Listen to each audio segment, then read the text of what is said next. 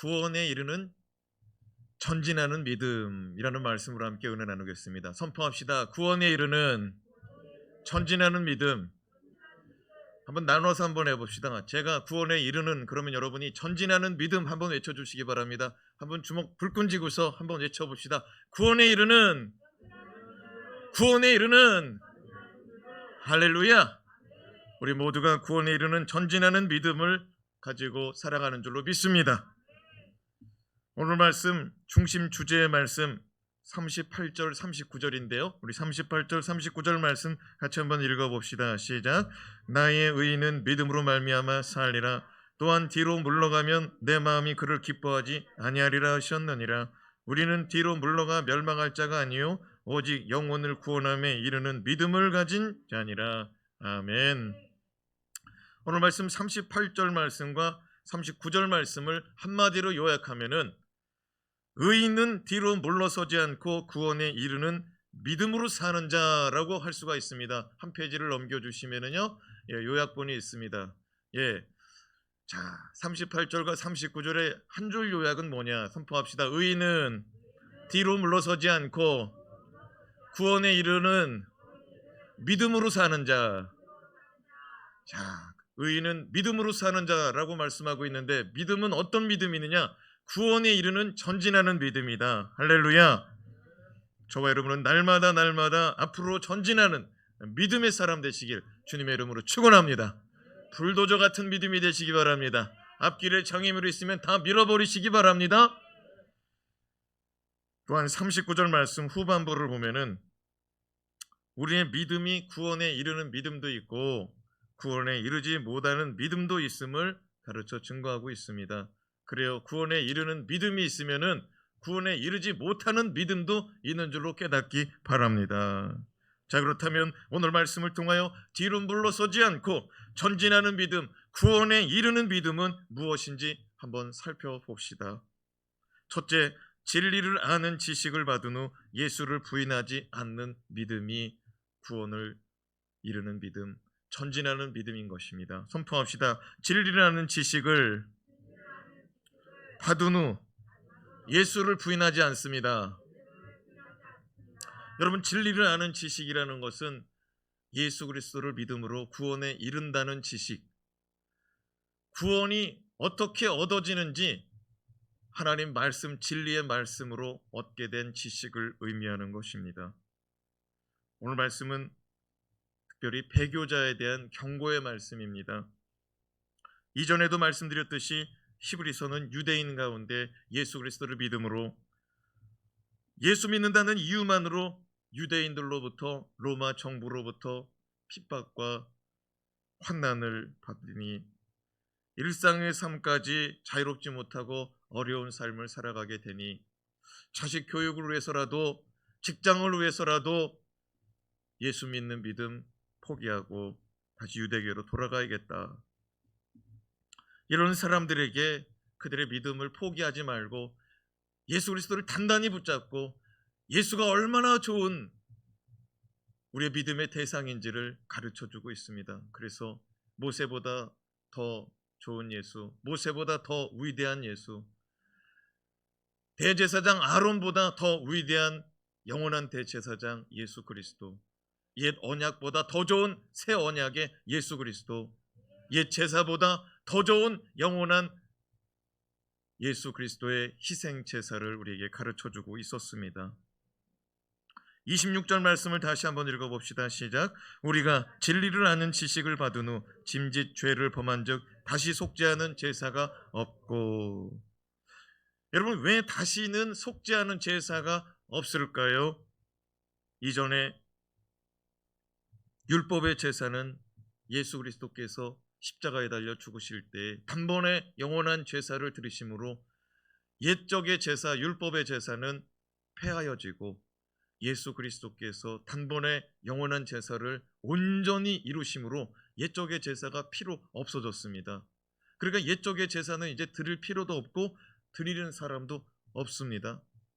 그러므로 예수 그리스도께서 단번에 영원히 드려진 제사를 버려버리면, 예수 그리스도의 십자가 희생의 제사를 버려버리면 더 얻을 수가 없다는 거예요. 왜냐하면 이전에 십자가에 달려 죽으심으로 단번에 영원한 죄를 온전히 이루어내셨는데 이 단번에 영원한 제사를 던져버리니 어디 가서 이 제사를 얻냐는 거예요. 옛적의 제사는 다 폐해졌고. 그러므로 진리를 아는 지식을 받은 후 짐짓 죄를 범한 즉 다시는 속죄하는 제사가 없을 것이다 라고 말씀하는 겁니다. 자, 이런 맥락에서 26절과 27절 말씀을 다시 한번 읽어봅시다. 시작. 우리가 진리를 아는 지식을 받은 후 짐짓 죄를 범한 즉 다시 속죄하는 제사가 없고 오직 무서운 마음으로 심판을 기다리는 것과 대적하는 자를 태울 맹렬한 불만 있으리라. 참 무서운 말씀이죠. 진리를 아는 지식, 구원에 이르는 지식, 예수 그리스도의 구원을 경험한 자가 짐짓 죄를 범한 즉, 이거는 구약에 있는 말씀인데요. 짐짓 죄를 범한 자, 이것은 우상 숭배한 자들과 동일한 표현입니다. 그런 자들은 다시는 속죄하는 죄사가 없고 오직 무서운 마음으로 심판을 받게 되므로 심판을 기다리는 두려움. 여러분, 만약에 지옥문 앞에, 아니 하나님의 보좌 앞에 섰는데 줄이 길어요. 근데 한 사람씩 판결이 내려지는데 어떤 사람은 천국으로, 어떤 사람은 지옥으로 판결이 막 내려집니다.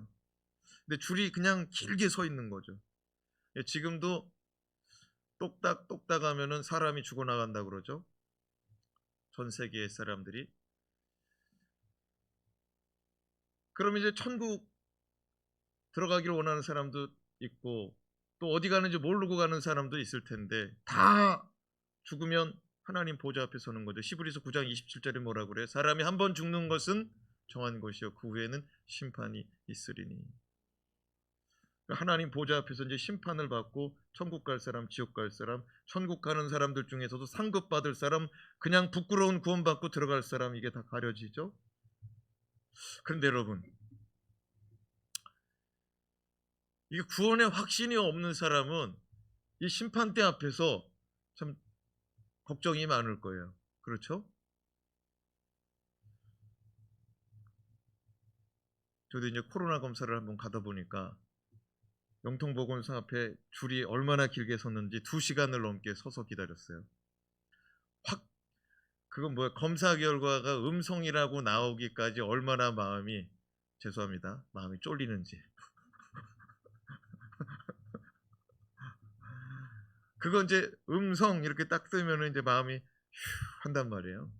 근데 여러분, 하나님 보좌 앞에서 구원의 확신 가지고 나는 천국 간다, 나는 예수의 피로 천국 간다, 이런 확신 가운데 하나님 보좌 앞에 서는 사람과 확신 없이, 그리고 예수를 모르는 가운데 구원에 이르는 지식 모르는 가운데 십자가, 아니 심판대 앞에 서는 거랑 이게 비교가 되겠습니까? 그래서 히브리서 기자가 말합니다. 심판을 기다리는 것, 오직 무서운 마음으로 심판을 기다리는 것과 같다. 어떤 사람들이 한번 구원에 이르는 지식을 받은 후에 예수를 단번에 영원히 속죄 제사를 드린 이 사건을 버린 자들, 예수를 버린 자들, 이 사람들 무서운 마음으로 심판을 기다리게 될 것이다. 그리고 27절 말씀 띄워줘 보면은요, 대적하는 자를 태울 맹렬한 불만 있느니라. 그러니까 본래 대적하는 자는 원수마귀를 말씀하는 거거든요. 맹렬히 타오르는 불은 지옥불을 의미하는데 불과의 용어로 타오르는 불인데, 이것은 본래 마귀를 심판하기 위한 불구덩이인데, 진리라는 지식을 받은 후 짐짓 죄를 범하는 사람들마다 이 지옥불에 던져지게 되니 무서운 마음으로 심판 앞에 서게 된다는 거죠. 소아시아, 지금의 터키죠. 터키 이스탄불 앞에 바다가 있는데 보스포러스 해협입니다. 이스탄불 앞에 큰 다리가 하나 있습니다. 다리를 건너면 유럽이고요. 이쪽으로 오면은 터키 땅인데, 이 터키 땅이 그 당시 유럽 사람들에게는 아시아로 들어가는 관문이었어요. 그래서 이 터키 소아시아, 특별히 에베소 교회하고 서머나 교회를 담임하던 폴리캅, 이전에도 몇 번 말씀을 드렸습니다. 이 사람은 사도 요한의 제자입니다. 사도 요한이 소아시아 7교회 교회, 초대 7교회 교회에 계시록 편지를 쓰죠. 성령이 말씀하시는 그 계시록의 말씀. 그 소아시아 7교회 담임하던 자리를 요한이 자기 제자 폴리캅에게 물려줍니다. 요한이 죽고 폴리캅이 담임 목회를 하는 거죠. 요한 때도 많은 사람들이 순교하고 많은 사람들이 옥에 갇히고 많은 사람들이 예수 믿음으로 인하여 핍박받았습니다. 근데 요한이 죽고 폴리캅 목사님 목회할 때도 핍박은 계속됐어요. 어느 날 이 서머나 교회, 에베소 교회 담임 목회하시던 폴리캅 목사님이 로마 병정들에게 이끌려서 로마 집정관에게 끌려갔습니다. 그리고 원형 경기장에 붙잡혀 와서 화형을 당하게 되었습니다. 그때 집정관이 폴리캅 목사님에게 말합니다. 폴리캅 목사님, 덕망 있고 존경받는 목회자로 알고 있는데 여기서 이렇게 죽으면 아깝지 않습니까? 그저 로마의 황제 가이사 황제를 섬기고 예수님을 부인한다고, 예수 그리스도를 부인한다고 형식적으로 한마디만 하면 당신의 목숨은 살 수 있습니다.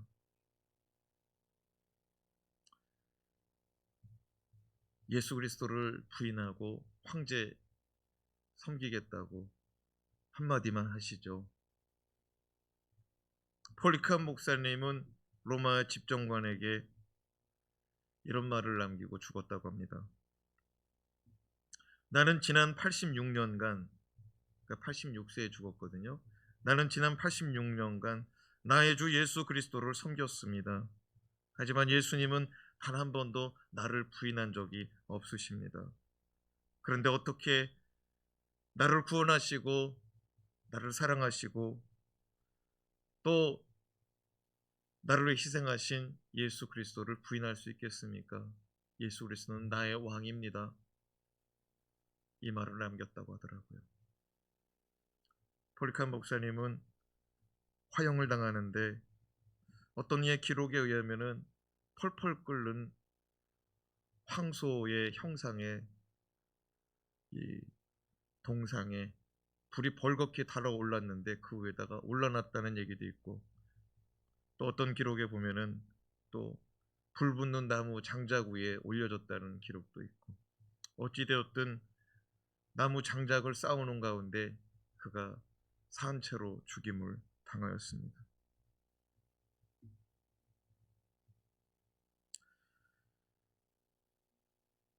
마귀가 하는 일은 어찌되었던지 성도들이 두려워하게 만들고 낙심하게 만들고 좌절하게 만들고 무서워하는 영에 사로잡혀 살게 만들고 있습니다.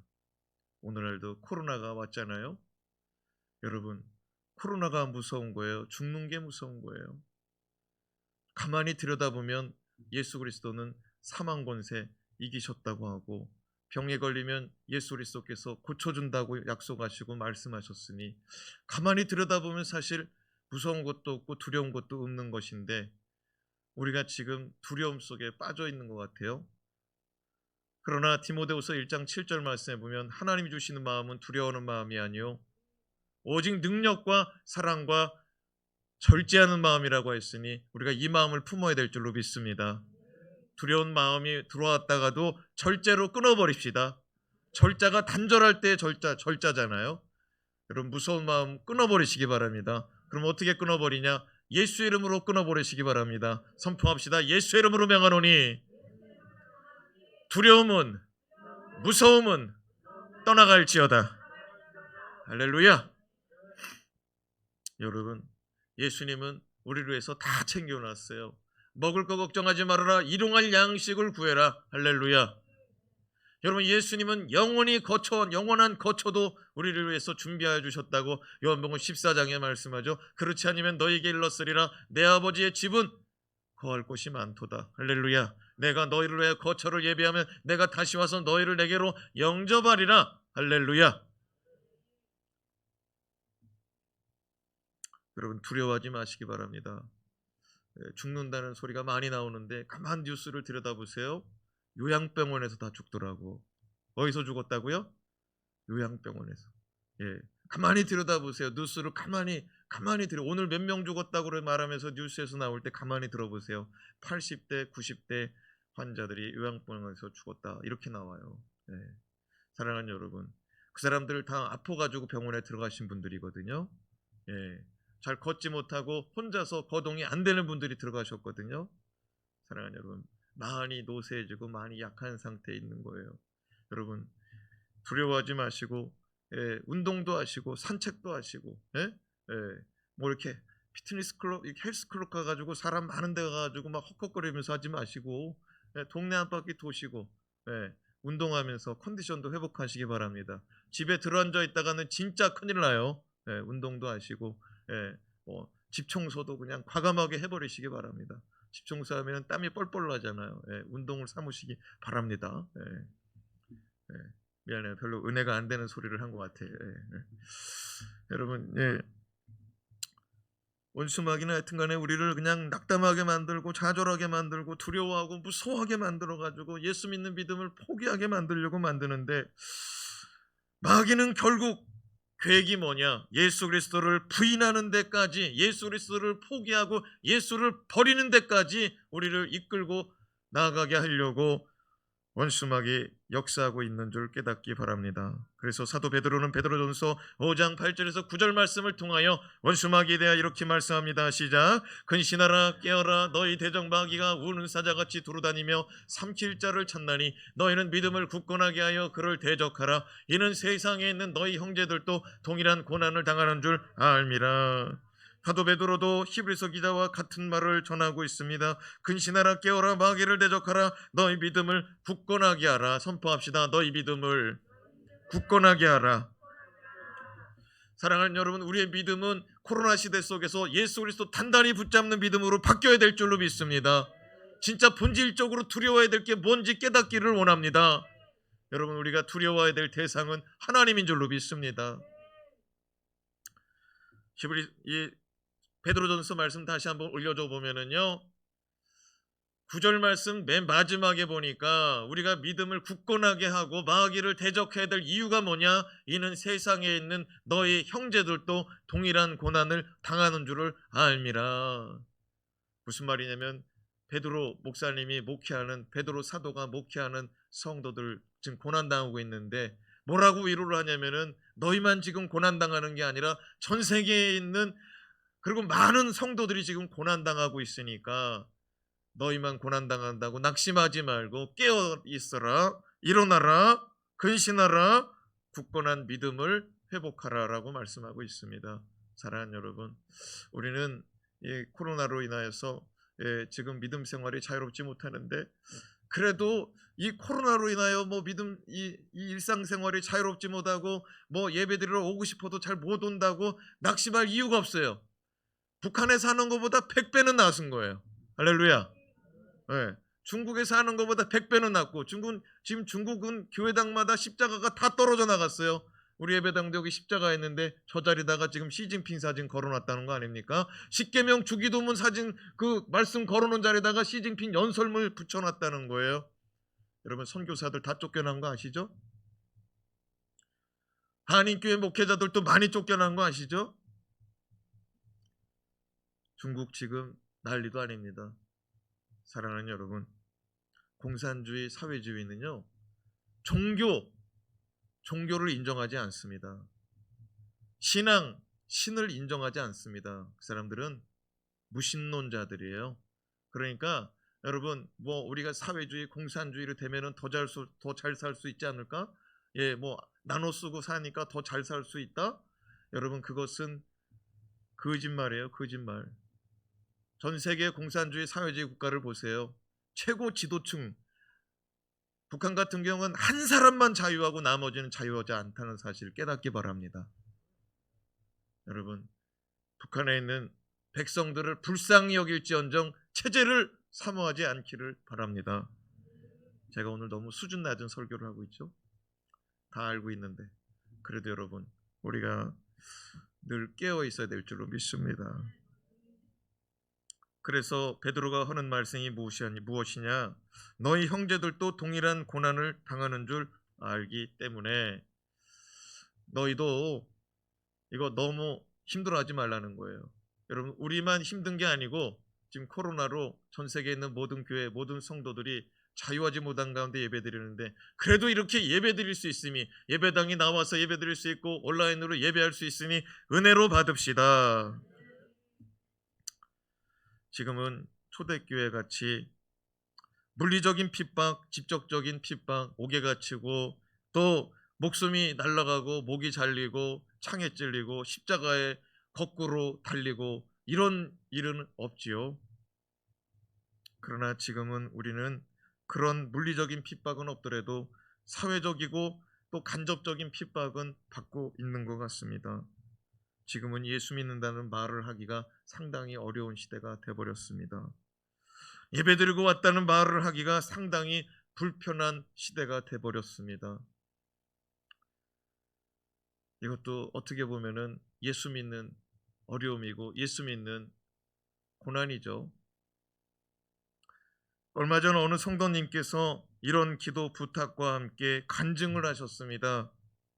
어린이집을 운영하는데 한 부모님이 선생님들은 교회에 나가 예배드리지 않았으면 좋겠다고 그렇게 청원을 하고 민원을 넣는다고 합니다. 예, TV를 보면 교회 감염에 대하여 집중적으로 두각시키니 아마도 많은 사람들이 교회를 바라보고 성도들이 예배드리고 예배당 문 출입하는 것을 보면은 마치 감염, 전염병 옮기는 사람들로 이렇게 인식되고 있는 것이 현실입니다.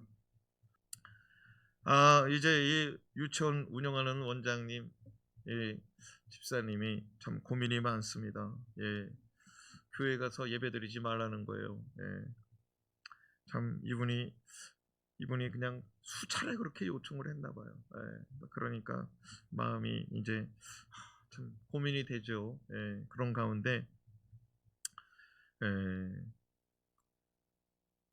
주일날 설교 말씀 여호수아 강의 말씀 듣는데 여호수아가 여호와의 말씀을 의지하여 요단강을 건너는 말씀을 듣고서 강하고 담대하라는 하나님의 말씀, 그 말씀을 붙잡고 기도하며 학부모에게 이렇게 말씀드렸다고 합니다. 죄송하지만 저희 교회는 방역 준수를 잘하고 있고 저도 방역 준수를 잘하고 있으니 저는 계속 예배를 드려야겠습니다. 이렇게 선언하고 말씀을 드렸다고 하더라고요. 할렐루야. 우리 모두 하나님께서 우리 집사님과 우리 어린이집을 지켜달라고 기도합시다. 그래요. 어쩌면 우리가 처한 상황이 그때와는 비교될 수 없지만 어쨌든 믿는 믿음 지키기가, 믿는 믿음 드러내놓고 신앙생활하기가 점점 어려워지는 시대가 도래한 것 같습니다. 28절에서 29절 말씀 또 읽어봅시다. 시작. 모세의 법을 폐한 자도 두세 증인으로 말미암아 불쌍히 여김을 받지 못하고 죽었거든 하물며 하나님의 아들을 짓밟고 자기를 거룩하게 한 언약의 피를 부정한 것으로 여기고 은혜의 성령을 욕되게 하는 자가 당연히 받을 형벌은 얼마나 더 무겁겠느냐 너희는 생각하라. 히브리서 기자는 잘 생각해 보라는 겁니다. 모세의 법에도 두세 증인이 있으면은 돌로 쳐서 죽일 수 있는 법들이 많이 있다는 거예요. 하물며 하나님의 아들, 하나님의 아들을 짓밟고 자신을 거룩하게 한 언약의 피, 새 언약의 피를 부정하게 만들고 은혜의 성령을 욕되게 하면은 그가 어찌 형벌을 면할 수가 있겠느냐? 벌을 받으면 더 받아야지. 하나님의 아들을 욕되게 하고 언약의 피, 그리스도의 십자가의 보배로운 피를 부정하게 만들고 은혜의 성령을 욕되게 만들고 이런 사람이 어떻게 형벌을 면할 수가 있겠느냐? 더 오히려 무겁게 받지 않겠느냐? 이렇게 말씀하고 있습니다. 사랑하는 여러분, 여기서 하나님의 아들을 짓밟는다. 여러분, 멀리 갈 필요도 없이 6.25 전쟁 때 예수 믿는 것 때문에 죽창으로 다 죽임당한 사람이 좀 많습니까? 외정 때 신사참배 하면서 잠깐 동쪽으로 동방요배라고 머리 숙여 절하고 예수 믿던 사람들 좀 많습니까? 하나님의 아들을 짓밟는다는 것은 공개적으로 예수를 부인하고 저주하는 것이죠. 언약의 피를 부정하는 것은 예수 그리스도의 피의 효력을 부정하는 자들입니다. 여러분, 예수의 피는 우리 죽을 영혼 구원하고 우리 인생, 우리 영혼의 죄를 속죄하는 피인 줄로 믿습니다. 흰눈보다 더 이게 깨끗하게 씻어내는 것이 예수의 피인 줄로 믿습니다. 예수의 피는 짐승의 희생 제물의 피보다 능력이 있으니 짐승의 피는 단번 그리고 일회적인 제한적인 속죄이지만 예수 그리스도의 피는 영원한 속죄의 피, 영원한 속죄의 피의 효력이 있는 줄로 믿습니다. 은혜의 성령을 욕되게 했다는 것은 결코 용서받을 수가 없는 거죠. 성령이 계속해서 그러지 말아라, 그러지 말아라, 그러면 안 된다. 성령의 감동이 있는데 그것을 부인하고 그것을 거스리고 심지어는 성령을 회방하는 역사까지 있으면 어떻게 되겠습니까? 30절 말씀 같이 읽겠습니다. 원수 갚는 것이 내게 있으니 내가 갚으리라 하시고 또 다시 주께서 그의 백성을 심판하리라 말씀하신 것을 우리가 아노니. 하나님이 말씀합니다. 원수 갚는 거, 여러분 은혜를 원수가 갚으면 안 되죠. 하나님이 은혜 주셨는데 배은망덕하게 은혜를 저버리고 부인하고 저주하고 짓밟으니 그거 벌 받을 수밖에 없다는 거예요. 하나님이 심판하실 수밖에 없다는 거예요. 사랑하는 여러분, 하나님은 심판하시는 하나님이요, 하나님은 원수 갚는 하나님이요, 하나님 보복하는 하나님이십니다. 그러나 예수의 피, 예수 그리스도를 부인하지 않고 성령의 은혜를 그냥 함부로 여기지 않는 자, 성령 안에 살아가는 자, 말씀을 사모하고 진리를 아는 자, 그 사람은 하나님이 보호하시고 구원해내는 줄로 믿습니다. 둘째, 마지막이기도 하죠. 고난을 이겨내며 상받기를 바라는 믿음, 이것이 전진하는 믿음이요, 이것이 구원받는 믿음입니다. 선포합시다. 고난을 이겨내며 상받기를 바라는 믿음. 저는 우리 성도들이 천국 가면은 집이 다 대골 같기를 기도하고 있습니다. 사랑하는 여러분, 우리 성도들이 이 땅에서는 뭐 이게 차등이 있을 수 있으나 저 영원한 천국에서는 정말 대골 같은 집에서 사시고, 참 하나님께서 그냥 날마다 마주칠 때마다 아무개 집사 왔냐고, 아무개 집사 때문에 내가 그냥 살만 난다고, 할렐루야, 이런 소리가 들려지기를 바랍니다. 데리고 다니면서 그냥 이 아무개 집사를 보라고, 이 아무개 집사가 지금 이 땅에서 어떤 일을 하고 왔는지 아냐고, 이런 일들이 우리 성도들을 가득 하시기를 축원합니다. 사랑하는 여러분, 고난을 이겨내며 상받기를 사모합시다. 지금의 역경, 지금의 어려움이 있는데 지금의 어려움을 우리가 믿음 안에 극복하기를 사모합시다. 31절에서 32절 말씀 같이 읽겠습니다. 살아계신 하나님의 손에 빠져들어가는 것이 무서울진저 전날에 너희가 빛을 받은 후에 고난의 큰 싸움을 견뎌낸 것을 생각하라. 우리는 예수 그리스도를 믿는 믿음으로 말미암아 하나님의 손에 안깁니다. 하나님의 손은 의로운 손이요 능력의 손이요 권능의 손입니다. 그러나 배교자들은 하나님의 진노의 손에 붙잡힙니다. 저와 여러분은 하나님의 참으로 내가 너를 도우리라. 의로운 오른손으로 내가 너를 붙들리라. 이사야 41장의 말씀, 하나님의 은혜의 말씀이 해당자들이 되시기를 바랍니다. 진노의 손에 붙잡히면 도망갈 수 있겠습니까? 히브리 출신 초대교인들은 예수 그리스도를 믿고 난 후 많은 핍박을 받으니 로마 정부 유대인들로부터 많은 핍박을 받으니 예수 그만 믿어야겠다. 스데본과 야고보와 또한 베드로가 순교당합니다. 여러 사도들이 순교당합니다. 순교당하지 않고 죽은 자는 한 사람이죠. 요한은 옥에 갇혀가지고. 그런데 여러분, 많은 사람들이 이렇게 옥에 갇히고 목배임을 당하고 십자가에 거꾸로 달려 죽고 직장 떨어지지, 애들 교육 보장 안 되지, 참 이런 가운데 신앙생활하는 거 얼마나 힘들었을까요? 가진 재산 다 놓고 때로는 피난도 떠난 사람들이 좀 많았겠습니까? 그럼에도 불구하고 그들은 배교하지 않고 신앙을 지켰으니 우리가 그런 사람이 되자고, 또 이전에 우리가 그런 어려움이 있을 때 믿음을 지켰으니 이제도 우리가 이 고난 이겨내고 또 신앙 지키자고 히브리서 기자가 우리에게 말씀하고 있습니다. 말씀 한번 다시 읽어볼까요? 32절 말씀 한번 노란 글씨만 읽어봐요. 시작. 전날에 너희가 빛을 받은 후에, 그러니까 빛을 받았다는 것은 예수 그리스도의 빛이죠. 요한복음 1장 보면은 예수 그리스도가 사람을 살리는 영, 사람을 살리는 빛이라고 말씀하고 있잖아요. 자, 전날에 우리가 이 빛을 받은 후에 고난의 큰 싸움을 어떻게 했대요?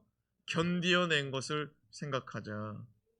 그러니까 예수 믿다 보면은 고난이 있다 없다? 고난이 있다. 그러나 예수 믿음으로 모든 고난 이겨내고 여기까지 온 줄로 믿습니다. 이번 코로나 고난도 이겨냅시다. 그 히브리서 기자가 이렇게 증거하고 있는 거예요. 이번 고난도 이겨내자 이거예요. 33절 34절 말씀 읽읍시다. 혹은 비방과 환난으로서 사람에게 구경거리가 되고 혹은 이런 형편에 있는 자들과 사귀는 자가 되었으니 너희가 갇힌 자를 동정하고 너희 소유를 빼앗기는 것도 기쁘게 당한 것은 더 낫고 영구한 소유가 있는 줄 알미라. 초대교회 많은 성도들은 예수님을 믿음으로 인하여 무고한 비방을 받고 때로는 환난을 당하고 때로는 매맞음을 당하고 때로는 원형 경기장에서 구경거리로 생을 마치는 일들이 비일비재하였습니다. 때로는 옥에 갇히고 때로는 재산을 빼앗기기도 하고 때로는 직장에서 떨어지기도 했습니다. 그러나 그들은 이러한 일을 조금 더 슬퍼하지 않고 오히려 기뻐하였다라고 말씀하고 있습니다. 어떻게 이들은 이런 일을 슬퍼하지 않고 이런 일을 기뻐할 수 있었을까요? 34절 말씀 보면은 그들은 이런 일들을 기쁘게 당하는 것은 더 낫고 영구한 소유가 있는 줄 알미라. 천국의 소유가 더 늘어난다 이거예요. 고난받고 핍박받고 또 예수 그리스도를 믿는 믿음 때문에 역경에 처한다면 그거는 천국에서 우리가 누리게 될 것, 우리가 얻게 될 것, 우리가 받게 될 것이 더 많아진다라고 말씀하고 있는 겁니다. 그래요. 어떻게 보면 이들은 투자를 하고 있다라고 생각한 겁니다. 내가 고난받는구나. 그러면 천국에서 내가 받을 게 더 많겠구나. 내가 소유할 것들이 더 많겠구나. 이렇게 내세의 투자로, 영적인 투자로 생각하고 살았다는 것입니다. 그러므로 담대함을 버리지 말아라. 그러므로 두려워하지 말아라. 사도 이 히브리서 기자는 이렇게 정리하고 있습니다. 35절 말씀 시작. 그러므로 너희 담대함을 버리지 말라. 이것이 큰 상을 얻게 하느니라. 선포합시다. 그러므로 담대합시다. 그러므로 승리합시다. 성도들은 영구한 소유, 변하지 않는 천국을 얻는 것, 이것에 대하여 확실한 믿음, 이것에 대하여 확실한 소망 가지고 살아야 될 줄로 믿습니다. 믿음으로 담대하게 살아갑시다. 36절 말씀, 너희에게 인내가 필요하면 너희가 하나님의 뜻을 행한 후에 약속하신 것을 받기 위함이라. 우리가 인내할 필요가 있음은 하나님의 뜻을 다 이룬 후에 약속하신 것을 받기 위함이라. 성도가 신앙생활하면서 끝까지 가져가야 될 게 뭐냐? 오늘 히브리서 기자가 말합니다. 담대하라, 인내하라. 선포합시다. 담대하고 인내하게 하소서. 국내 선교를 제가 여러 차례 가봤습니다. 많은 성도들 관광버스 끌고서 두 차도 끌고 가봤어요. 그러니까 두 차 끌고 가고 또 자가용들도 그랬으니까 100명 넘게 120명 막 이렇게 끌고 갔어요. 잘 데가 없어가지고 예배당 바닥에서 막 자고, 예, 씻을 데가 없어가지고 그냥 고양이 세수하고 가서 이제 시골교회 뭐 동네 잔치죠. 예, 그 동네 사람보다 우리가 어떨 때는 더 많아. 데리고 간 사람이. 예, 누가 누구를 위해서 잔치를 하는지 잘 모르겠더라고. 그런데 거기 갈 때마다 예, 제 마음에 드는 생각이, 겉으로는 그런 표현과 그런 말은 안 했지만 속으로는 그런 생각을 해볼 때가 많았습니다. 목사님이 거기서 30년, 40년 목회를 했는데 가보니까 교인이 거의 없어요. 교회는 그냥 낡고 그냥 허물어지고, 참 가면 그냥 한숨 소리만 나와요. 그래서 속으로 그럽니다. 아니 어떻게 목회를 했길래, 아휴. 그런데 그런 얘기를 드러내면 안 되잖아요. 그런데요, 제가 이렇게 목회를 하고 나서, 담임 목회를 하고 나서 선배 목사님들을 다 다시 보고 있어요. 어떻게 하면 한 자리에서 30년, 40년을 버틸 수가 있었을까?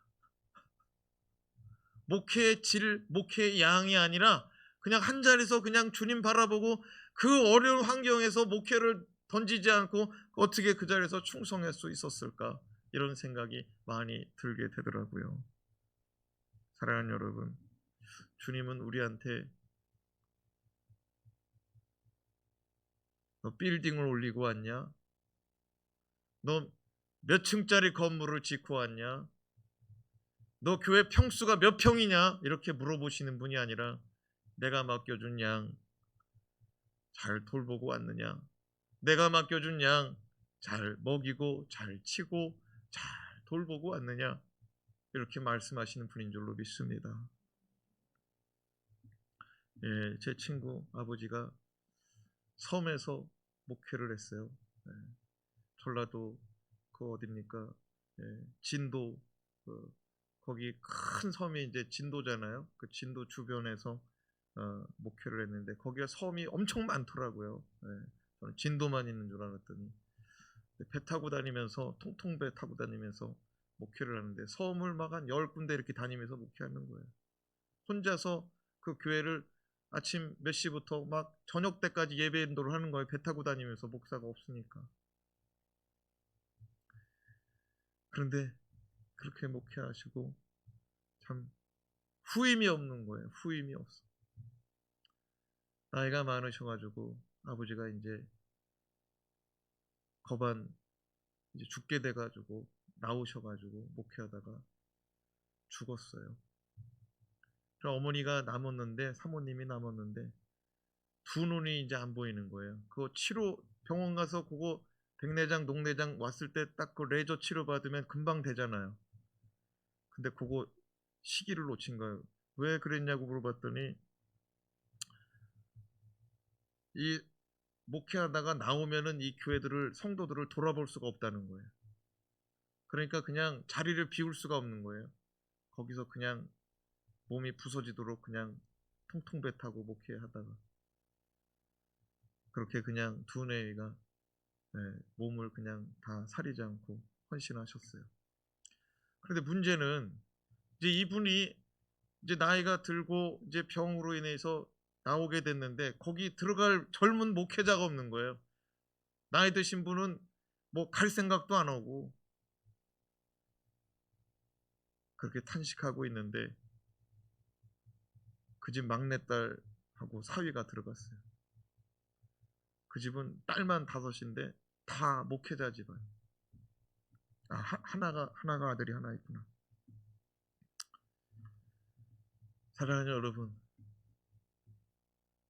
저 영원한 천국에서 먼저 가신 그 목사님 상급이 클 줄로 믿습니다.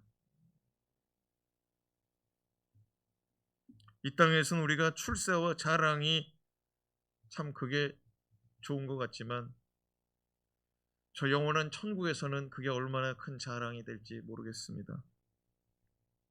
히브리서 기자는 말합니다. 우리가 상 받기를 바라며 고난을 이겨내고 인내하고 하나님 앞에 살아가자고.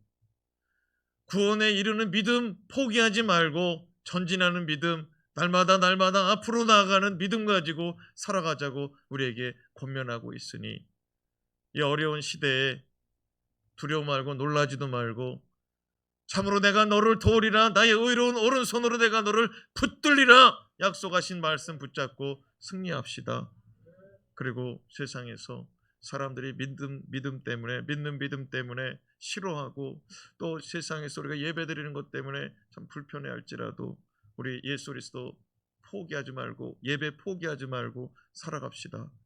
네. 그래요. 주님이 상 주실 줄 믿습니다. 네. 어려움이 있으면 상 주실 거예요. 네.